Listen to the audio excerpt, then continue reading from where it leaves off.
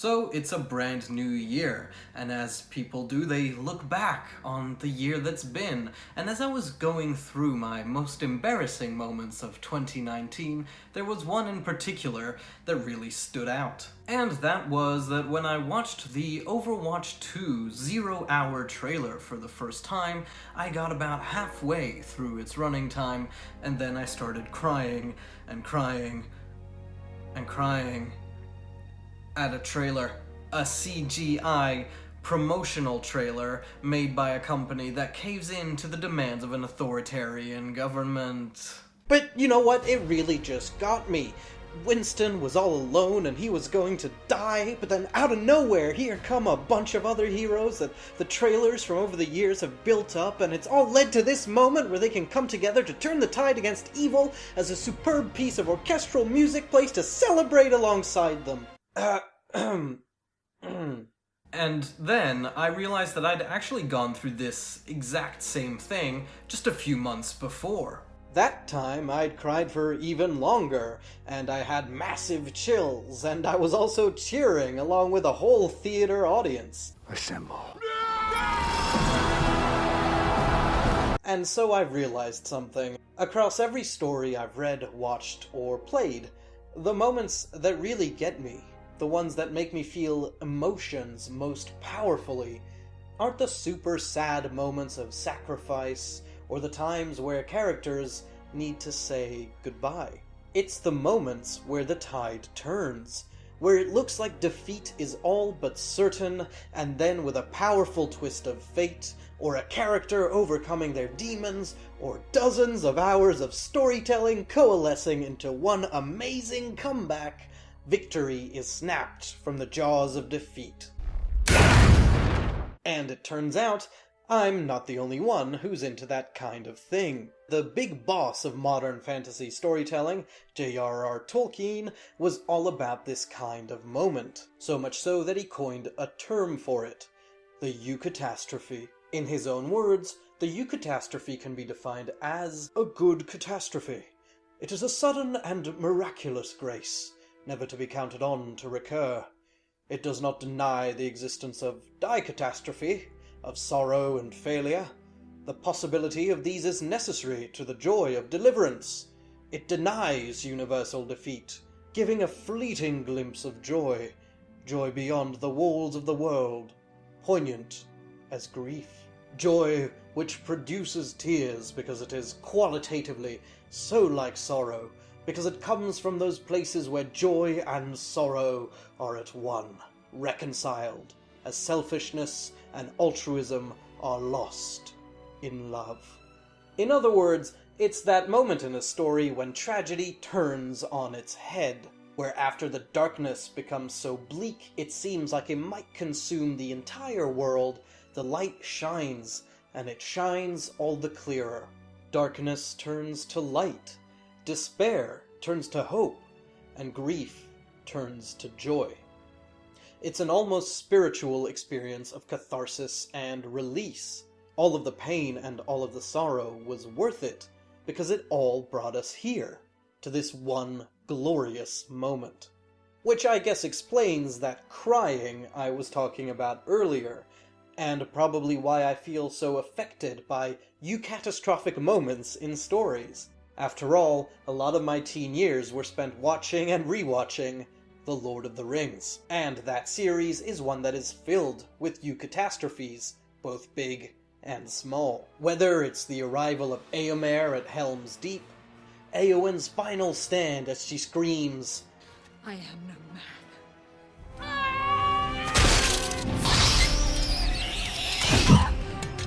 or Gollum falling to his doom when it looks like all of our heroes are about to fail. They are everywhere. And they're a big part of why, as big as the events of the trilogy get, they keep managing to affect readers and viewers so emotionally. But not everyone likes the Eucatastrophe.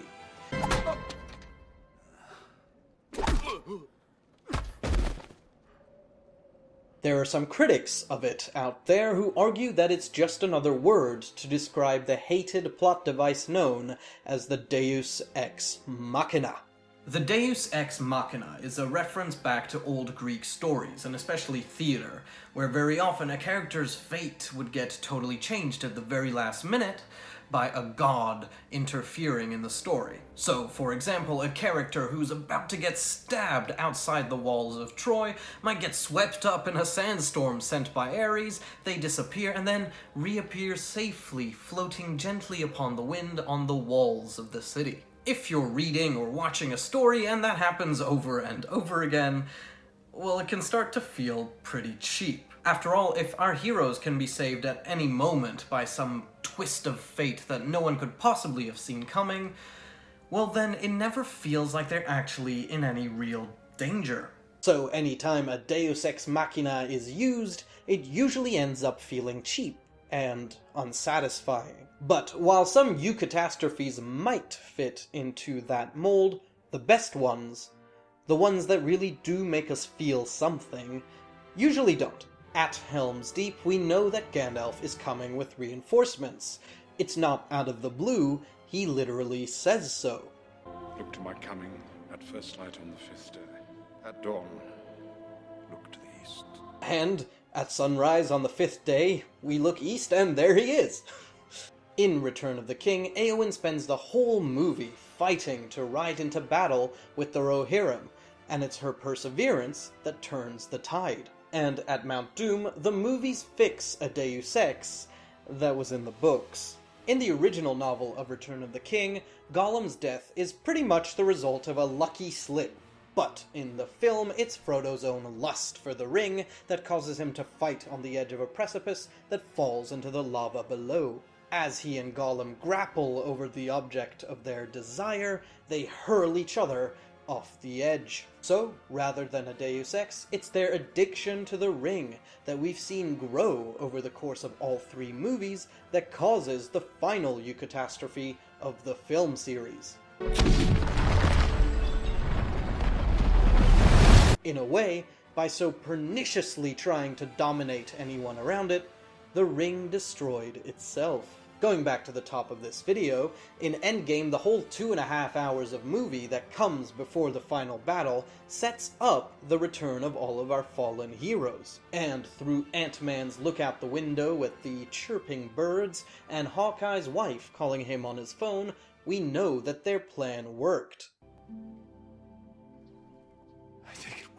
And lastly, call it commercial storytelling if you want, but every single Overwatch trailer up until 0 Hour was focused on heroes answering the call Winston had put out for them to reassemble. So, their arrival isn't the interference of some benevolent deuce in the sky, it's something that's been foreshadowed over years of animation. I got a call.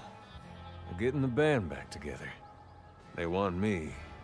But really, they need you. So I guess the point of this whole video is that Eucatastrophes are not necessarily Deus Ex Machinas. There's a reason that when a great story uses a Eucatastrophe, we feel so emotional. And that reason is that when a great story uses a Eucatastrophe, it is earned. Unlike Deus Ex Machinas, Eucatastrophes are something that our heroes can spend the story building towards. The seeds that they've planted earlier on and in their own lives have survived past the fires and the floods, and they've finally come to fruition. It's not a god sending a fleet out of nowhere, it's just people. Through all of their struggles and all of their sacrifices, our heroes fought to give themselves a chance, that one chance to turn the tide. And when they do, well, there just isn't anything like it. Or as Tolkien put it, it is the mark of a good story, of the higher or more complete kind, that however wild its events, however fantastic or terrible the adventures, when the turn comes, it can give to child or man a catch of the breath, a beat and a lifting of the heart, near to or indeed accompanied by tears, as keen as that given by any form of literary art.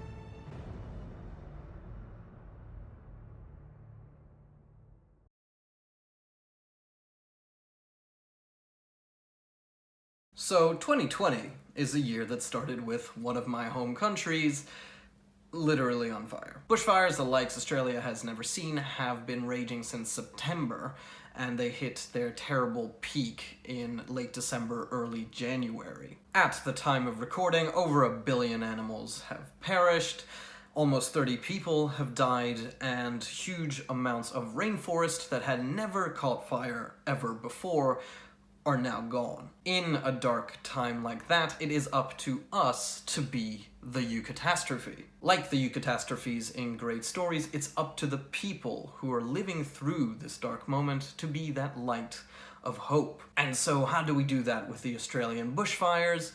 Well, there's 2 ways. First of all, I've included a link to the Australian Red Cross down in the description below. If you can donate any amount from $1 to 500,000, no amount is too small, and it's all going to go directly to helping those communities that have been affected to recover. Second, a big problem here in Australia and in some countries around the world is that a lot of our politicians are denying the reasons why these conditions are getting worse and worse every year. In a 2008 report provided to the Australian government, it said that year on year, the country would continue to warm, bushfire conditions would get worse, and that this would become incredibly apparent by the year 2020. Well, scientists, it turns out, know what they're talking about. And so I encourage you, if you're passionate about these issues, if you want to make sure that we are still alive on this planet in the next 100 years, get out there. Call your politicians, go to rallies, go to protests, and most importantly, make your vote count. Let your voice be heard. The time to tackle this issue was 20 years ago, but it really, really needs to be tackled now. And the only way that's going to happen is if we start making big changes. Whether that's small things in our own lives, like using less plastic and eating less meat, or broader societal change, it all needs to happen. And if it does, we can be the Eucatastrophe that humanity needs right now.